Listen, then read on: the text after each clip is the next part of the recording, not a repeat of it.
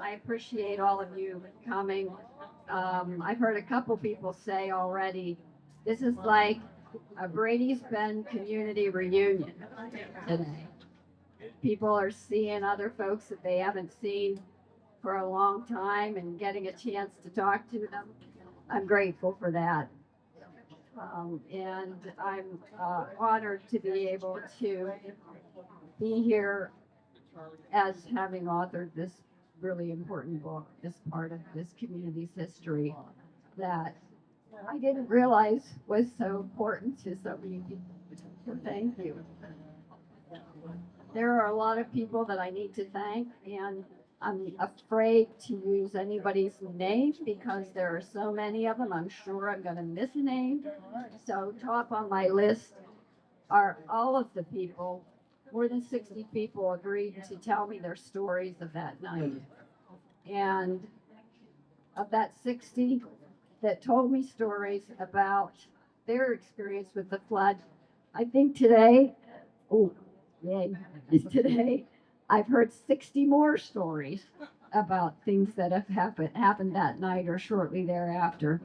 So thank you too for sharing your story. I'm going to do a quick plug for my website, www.olszak.com. There's a form on there, and I'll talk a little bit more about my relationship with the Heinz History Center in Pittsburgh. And I'm archiving things there, including additional stories that people have to tell. So if you would take the initiative, I'd greatly appreciate you going to my website, to the page that says Tell Your Story, and put your individual stories in also. I'm asking you to go there, not just send them to me, because in order for me to turn anything over to Heinz, I have to have your permission. So before you submit your story to me, you have to click a little box that says, I allow Lisa to submit this to the Heinz History Center. Those interviewees that told me their story, we literally would not be here without the small committee of workhorses that put this day together. I'm afraid to start with names with them because I'm afraid I'll miss one. We should have had big bows on them that said committee member, because every one of them took on jobs that would anybody do? Well, they did. They did them all, and they did them graciously. So that's why we're all here today. We've been working since January of this year to get this event pulled together. And then finally, I wouldn't be here without all of the volunteers that, besides volunteers, but donors that contributed to this day. I think we might have received enough donations to cover all of the expenses for the day. So thank you for doing that for us. Their names are on this display board. Please take a look at that before you leave. And if you see one of those people or business owners here, please extend your thanks to them for making today what it is. The other thing I want to do, and I don't know where she is, but I'm going to call her up here, is Carly Lowe from the Heinz History Center. Carly, are you handy? She's over there waving. Come on over, Carly. You're not going to get out of this that easy. Carly is one of those young people. I call people young. I'm 66 now, so anybody under 40 is young. And I don't even know if Carly's under 40, but I think she is. When I first started this process, and I thought, well, I want to interview folks, I started my interviews in March, and I think I did 2 of them. And I had one of those moments where I said, this stuff is too important to get lost in history. That when I finish this book, what's going to happen with all of the information that I've collected?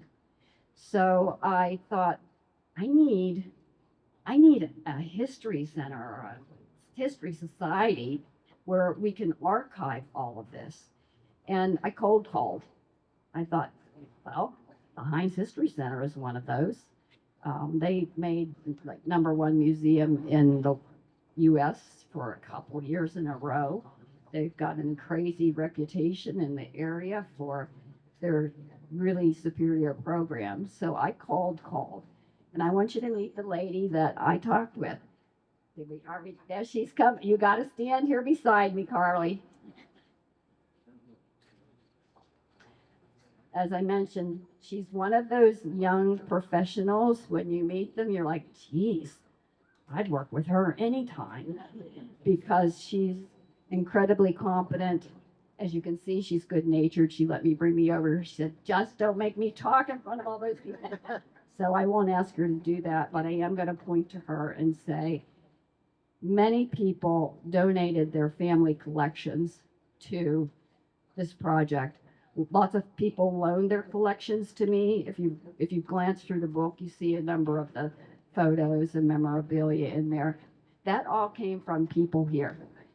And when I started to realize that we had something so important to keep for future generations, I talked with Carly and said, hey, would you guys be interested in this information? And she said yes. So for the last year, she and I have been working together to develop a plan to archive all of the records that people were willing to donate. So we have photos, we have memorabilia, things that I didn't even know existed from the flood. Like one was a volunteer card, almost like a little business card that said they were a flood volunteer. It went to teens, lots of things like that. And much of it is going to the Heinz History Center. The reason I want you to see Carly in person is because if you donated something, I had you sign a release form for me, but I need you to check in with Carly because the Heinz History Center, as you can imagine, because they're so incredibly professional, they require individuals to authorize that donation to them. And Carly has an inventory. I gave it to her a couple weeks ago, the final pieces of it. And she said, I'll have it ready by the event, which she has, and she knows who has provided what that she needs a sign off on. So somebody like Florence, if you have time and energy before you leave, please touch base with Carly. She's at the end of the table where my books are being sold. She's brought in the forms, right, Carly, that she needs you to sign to turn over the materials donations. Especially if you're not super comfortable with a computer, see her today, and you can do it in paper. Thank you, Carly. Thank you. Many of you notice, perhaps, that some of us have on blue ribbons or yellow ribbons. We had an event this morning down at the memorial, and we had a private event for family members. They all have yellow ribbons on their lapels. Anybody that lost a family member has a yellow ribbon. And anybody that was here during the flood and its cleanup has a blue ribbon. If you were here during that time and you didn't get your blue ribbon, make sure you reach out to, where's Monica and Vicky? Behind, right back here. So make sure you walk away today with your blue ribbon. Grew up here in Brady's Bend, about a mile up the road. The evening of the flood, I'm going to get emotional again. Sorry. I was not home. I was the only one of my family that wasn't home. I was at Penn State at the time going to summer school. I didn't find out about it until the next day and came home that weekend. Some of you wonder, why did I bother doing this? And honestly, I'll tell you, once I decided to do it, I never had a moment where I stopped and said, why am I doing this? I had, in 2023, decided to write a family memoir for my siblings. And those of you who know my family know that there are 9 children. All of us are still alive. Many of us are in the area. And I wanted to write a memoir as a gift to my family. So I interviewed all of my siblings, all 9 of them. I came with a set of questions. I recorded the interviews, and then I wrote the memoir. And when I finished it, I thought, I'm gonna put some money into printing this. I'd like to make sure it's really crisp and sharp and free of minor errors. So I live in Bradford, Pennsylvania, with my husband Bob back here, and I asked around Bradford and said, "Does anybody know anybody that edits?" And I was connected with Dr. Nancy McCabe at the University of Pittsburgh Bradford. She was the head of the writing center there. She and I had never met, and whenever I connected with her, I said, "Nancy, do you know of anybody that would edit my book?" And she said, "Well, send me a piece of it. I'll take a look at it." And she did. She said, "I'll do it for you." And after she read it and we did a review together, she said, "Lisa, that story that you tell about your siblings with the flood, you could turn that into a book." It never occurred to me to do this. It was her. Without her, I wouldn't have done it. And I thought, really? I could turn that into a book? And initially I thought, do I want to do that? That sounds like a lot of work. And so I tested the idea with a few residents in Brady's Bend, and the reception I got was, "Yeah, do it." So it really snowballed from there. And I was very, very fortunate along the way. I have a friend in Buffalo that says I really believe strongly that in fate certain things were meant to be. I don't know if I believe it or not, but doggone it, I sure had a lot of people cross my path that were instrumental in making this possible. Not just all the people I interviewed, but because of my work, and by then I was retired, I worked with a number of civil engineers, and I asked a couple of them for advice about things, and it just kind of snowballed from there, getting experts that could help me better understand water movement, topography, and read what I wrote to make sure that it was accurate. So this book was meant to be. I thought about walking through the book itself during this discussion, and I thought, God, that sounds boring. You can read it.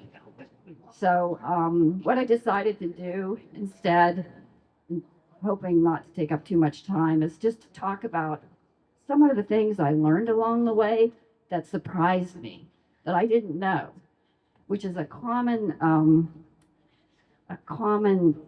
response I hear now from people that read the book. Probably the most common thing I hear, especially people from Brady's Bend and East Brady, say is, "I didn't know that."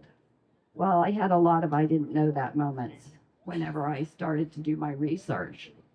And the first one, I know, I went to elementary school here, and those coke ovens down in the ball field down here, I saw them my whole life and never really thought about how important they were in the development of this area, this region, that they were the first coke ovens in this region. And we, in Brady's Bend, at one point there were 5,000 people here in the mid 1800s working with coke and the refinery and building rails.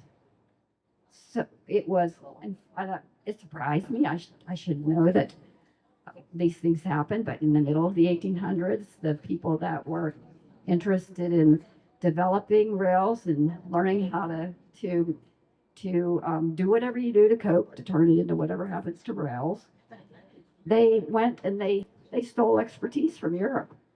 They went and got all the people that knew how to do it there, and they brought them here, and their families came here, and this became a hub for that development. The other thing that surprised me, and I heard lots of stories about what caused the flood, but this topography in Brady's Bend, it's not unique in Pennsylvania. It's not unique actually along a 2,000-mile border from Georgia to Newfoundland. And if you look at a map, you'll see that the Appalachian Mountains stretch from Georgia up through Newfoundland off Canada.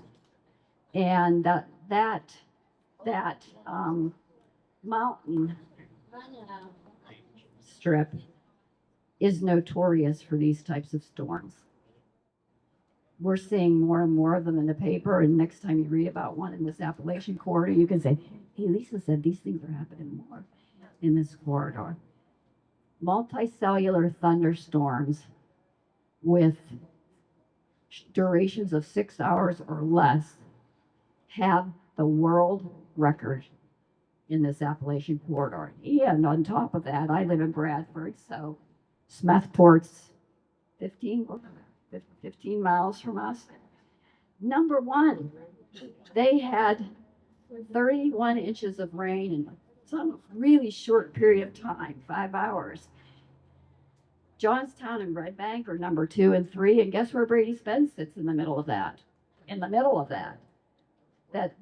Those 3 world records is where this little town sits.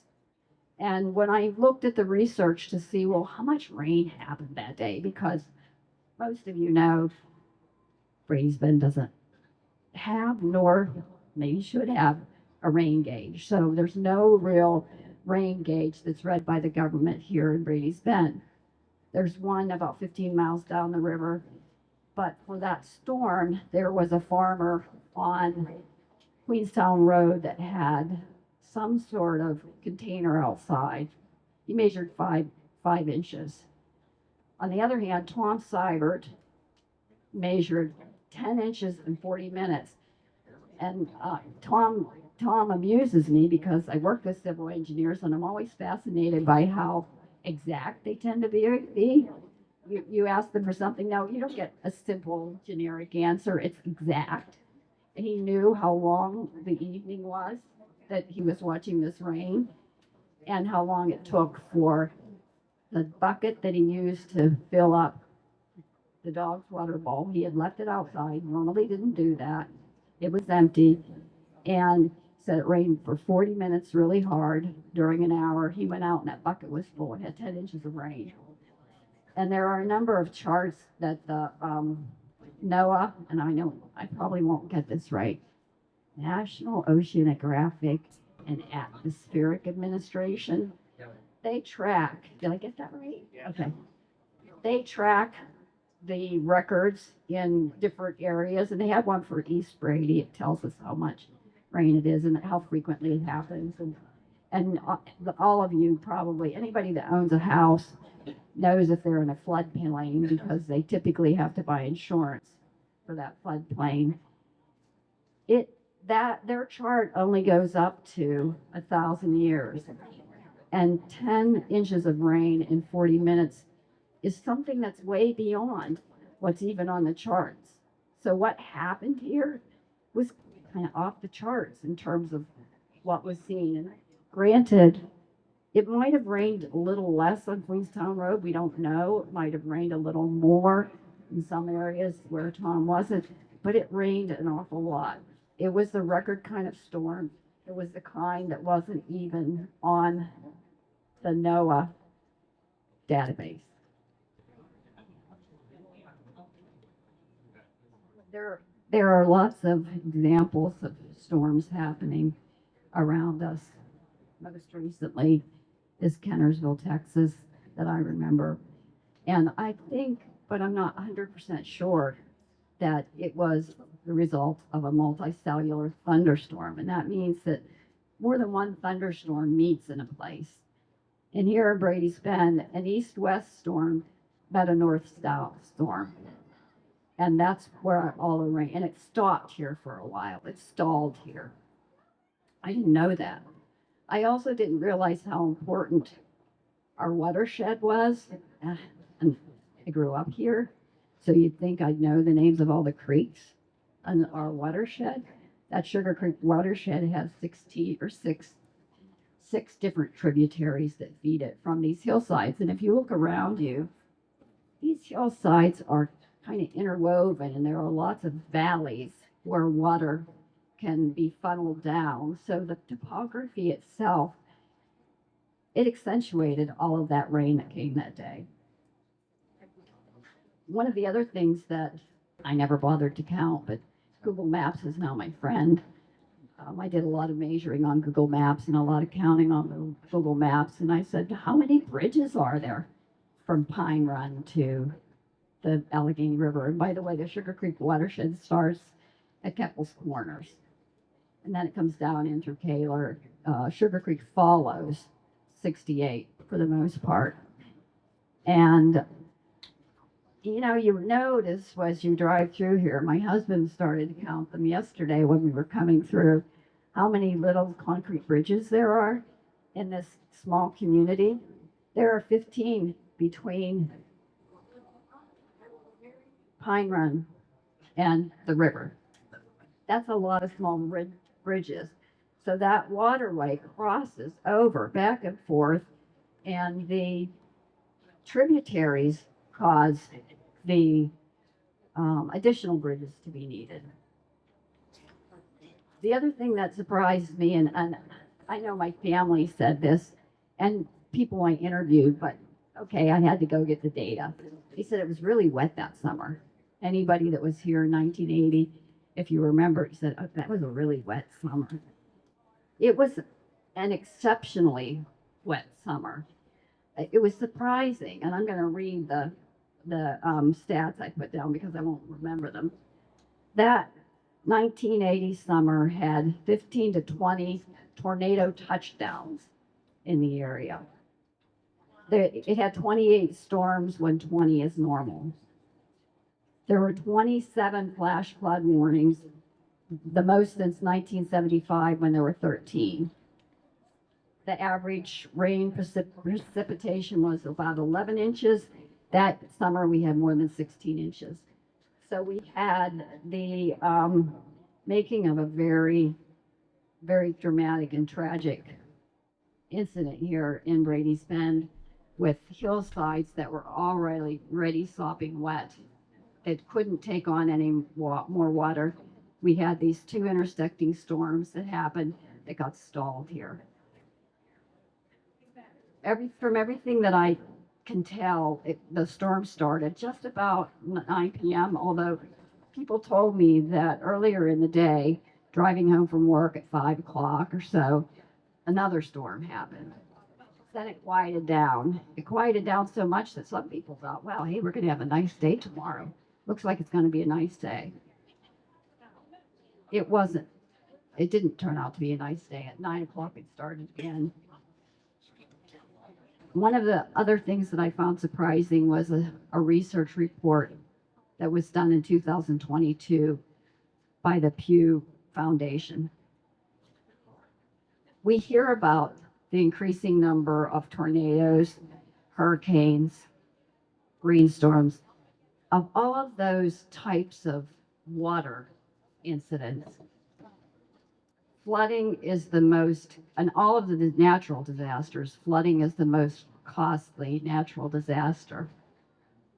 And between 2000 and 2021 in the media, floods were reported 8 out of every 10 days. That sounds kind of crazy to me, but they are. And if wherever you live, you're likely aware of that. The other thing, one of the final things that was really surprising to me, and maybe not so much now that I understand emergency services and the dedication of all of those emergency service providers in the area, is how quickly people tried to get here.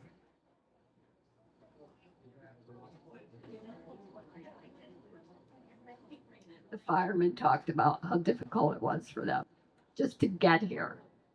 It took hours because they couldn't get here by vehicle. They had to walk the hillsides to get here. So we had firemen coming from the upper end of Brady's Bend, firemen coming from East Brady. None of them could get here. They started the hillsides to work their way into this area. In Upper Brady's Bend, one of the firemen said it took them 4 hours just to walk the hillsides to get to near Millionaire Row, which is about a mile up the road. And when they arrived, they knew it was bad. They'd been coming down from Kaler. they knew it was bad, but it wasn't until they hit Brady's Bend that they realized how bad it was.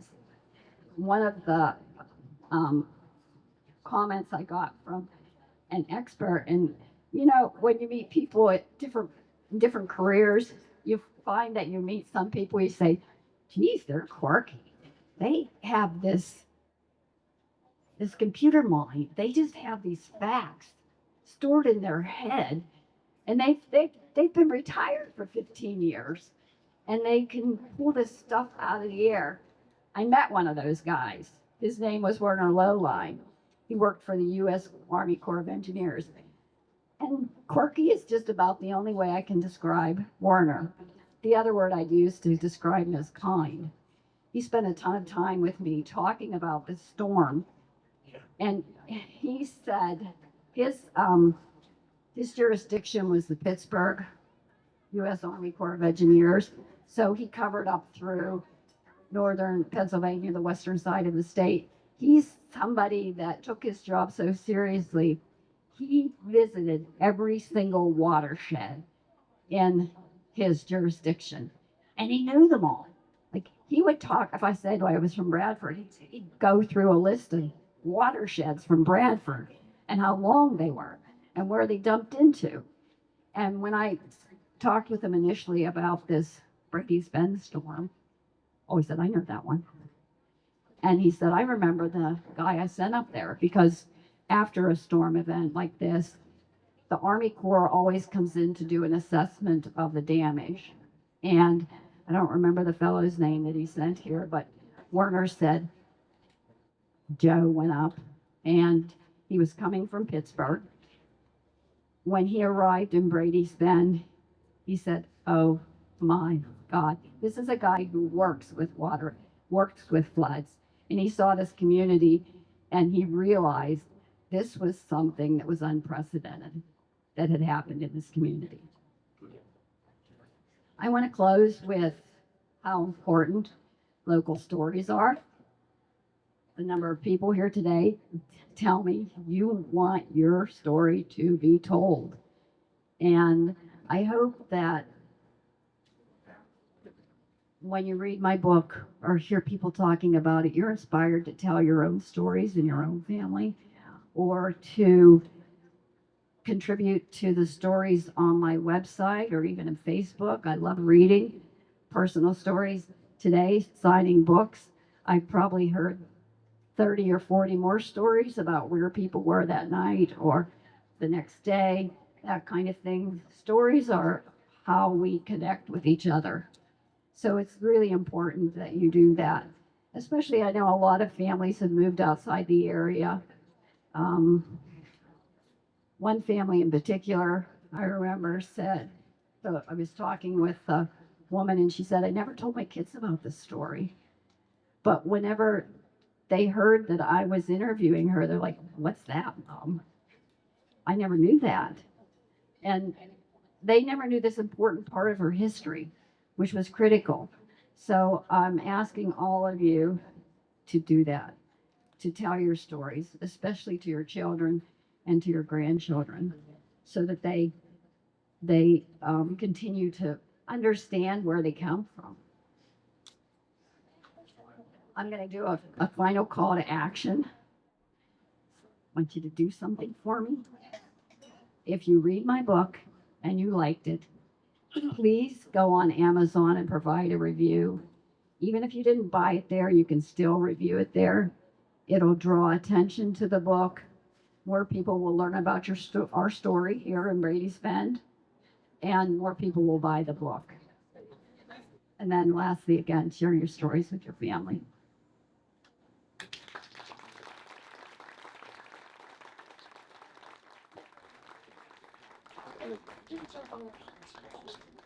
Dean wants to know when the next book's coming out. I don't know if there's another book in me. I keep thinking about other things that I'm passionate about that I might want to write about maybe someday. Does anybody have any other questions?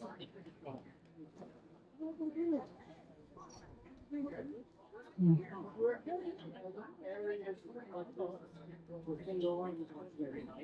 With storms like this, did I work in other areas of the country? I probably did, but I didn't really understand the significance of these storms, so I didn't pay attention to it or even ask the people that I was with to tell me about the storms in your area. And yeah. I just want to thank you so much. Oh. We're so blessed. Wonderful.